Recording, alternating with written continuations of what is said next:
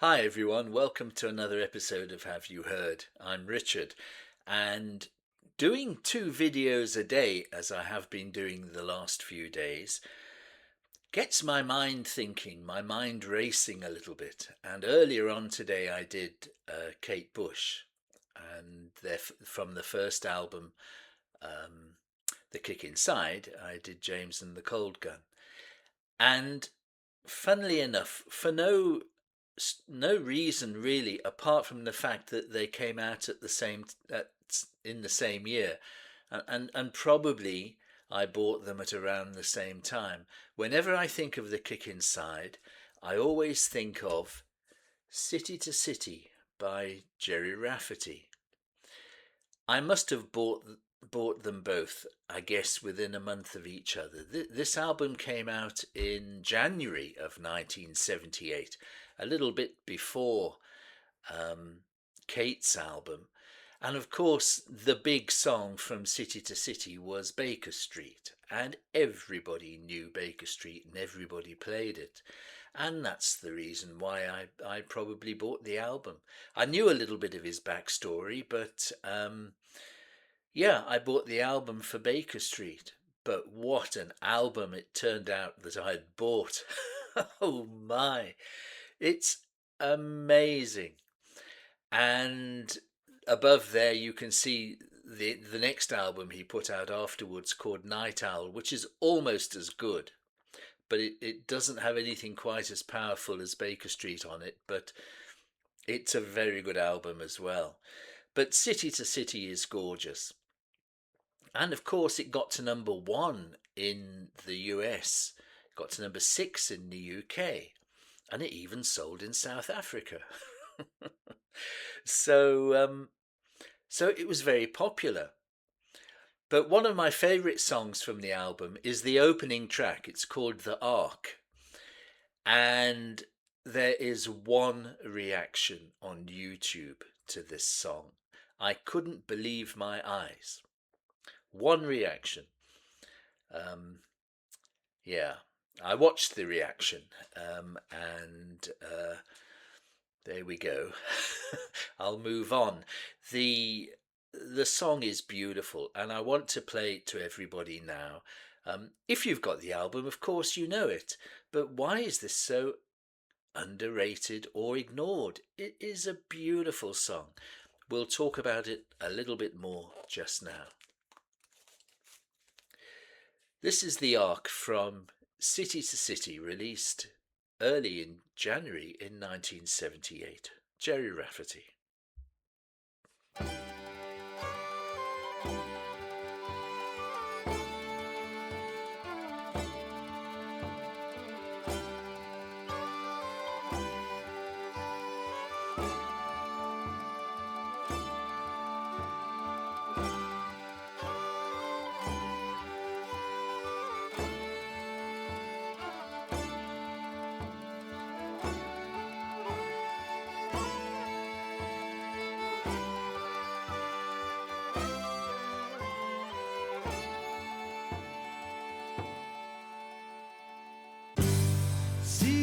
Dark night has come down on us. The world is living in its dream,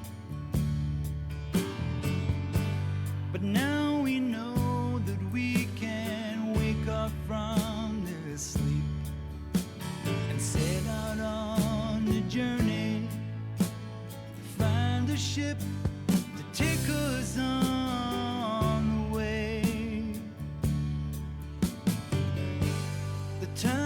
Come to trust that guiding light and leaving all the rest behind.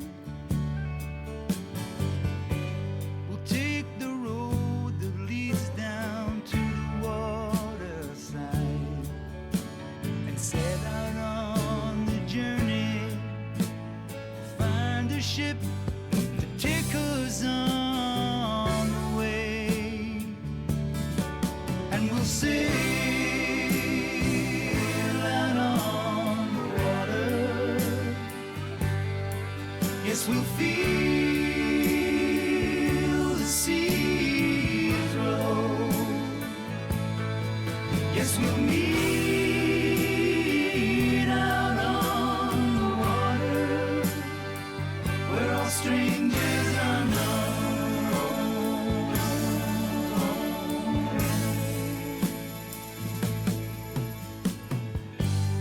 If you travel blindly, if you fall, the truth is there to set you free. And when your heart can see just one thing in this life, we'll set out on the journey, find a ship to take us on the way, and we'll sail out on the water. Yes, we'll feel the seas roll. Yes, we'll meet out on the water where all strangers are known.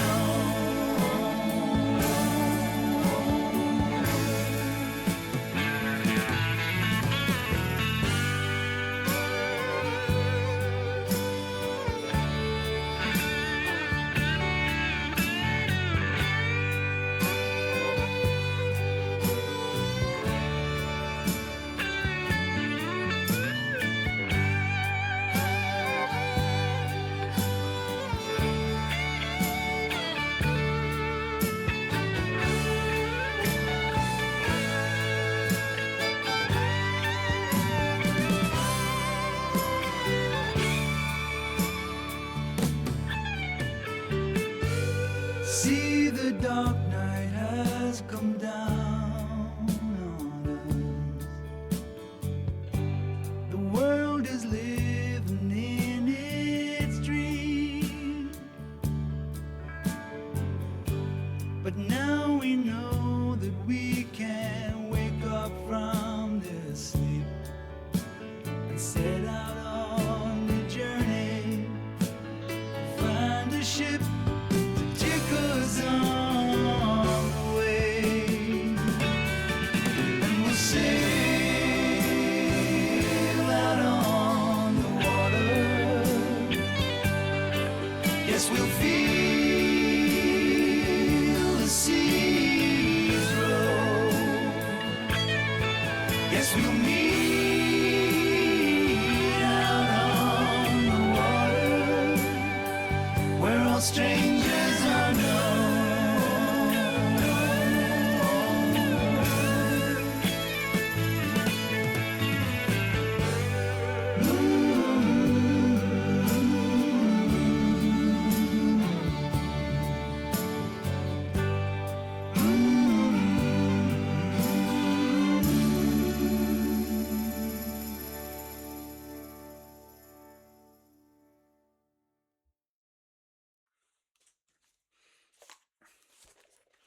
It's absolutely beautiful. The playing on this album is perfect. He was surrounded by friends, but also some of the best session musicians in the UK at that particular time. And I need to tell you who's playing on this song because it's gorgeous. Gary Taylor on bass, Henry Spinetti on drums, Tommy Eyre on piano, Jerry Donahue on guitar, and I just adore that guitar solo in the middle. It is beautiful, one of my favourite guitar pieces in my record collection. I absolutely love it. Glenn LaFleur on tambourine and percussion, and fiddle and mandolin is Graham Prescott, who was a very good friend of Gerry. Of course, Gerry's no longer with us. He died in his early 60s from liver failure. He had trouble with alcohol throughout his life, and it got worse. But really, his not his biggest issue, but the thing that kind of defined his career almost was his unease with fame and with celebrity.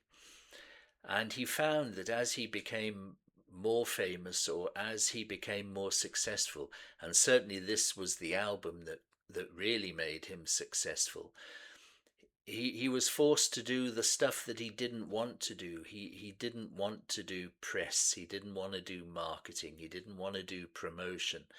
He didn't like um, the trappings of being a successful musician. All he wanted to do was write and play. He mistrusted business people. He just didn't enjoy that side of things, and that's, of course, that's his prerogative, isn't it? If he had enjoyed them, he would have been a megastar. There's no doubt about it. But ultimately, City to City was probably the high point of his career. And within about 2 or 3 years after this, his career is really over, because he just washed his hands of the of the grind of doing all the stuff that he didn't really want to do. And he had such a fascinating career, starting as a folk singer. Um, he he started a folk group called the Humble Bums with Tam Harvey and a certain Billy Connolly, the world famous comedian Billy Connolly. Started as a folk singer, and he was a friend of Gerry Rafferty.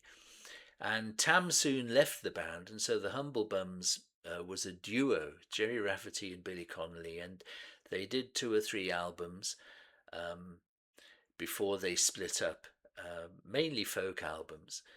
And of course, Gerry, um, he sort of laid low for a while. Billy went out and became a star.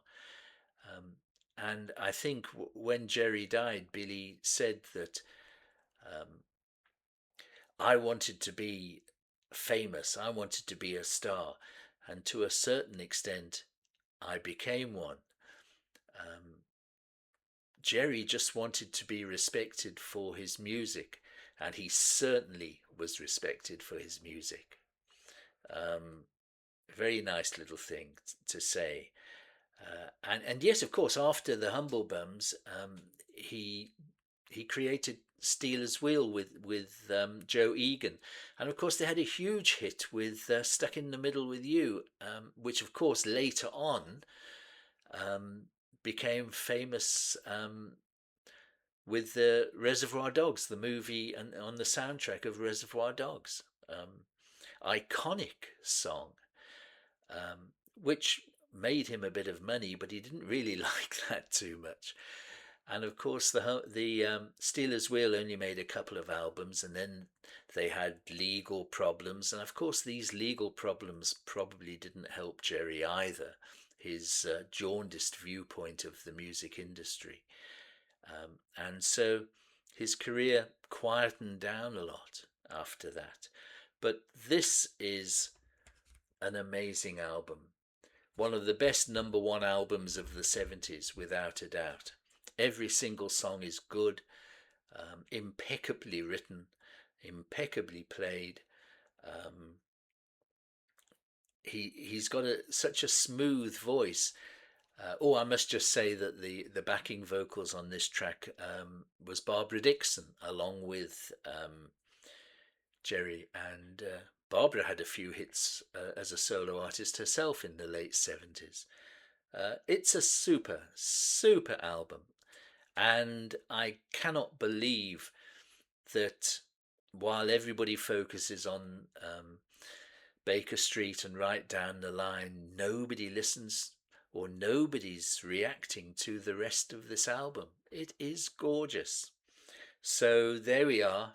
I'm stating a case for the balance of City to City.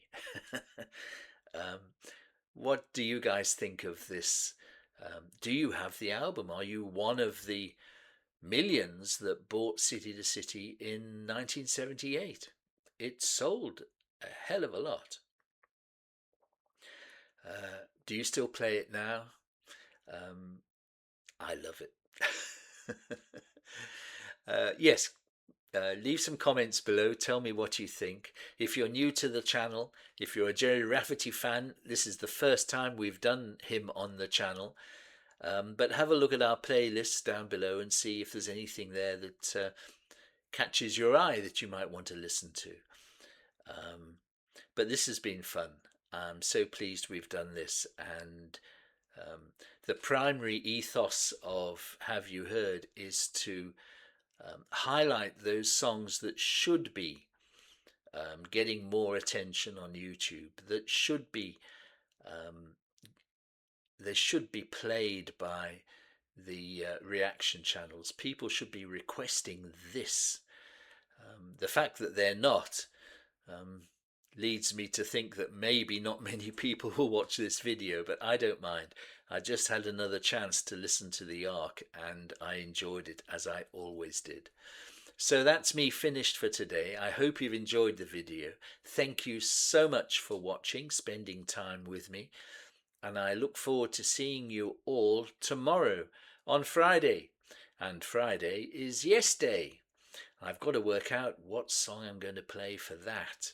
So that's my homework for tonight. But until then, cheers everybody. Bye bye.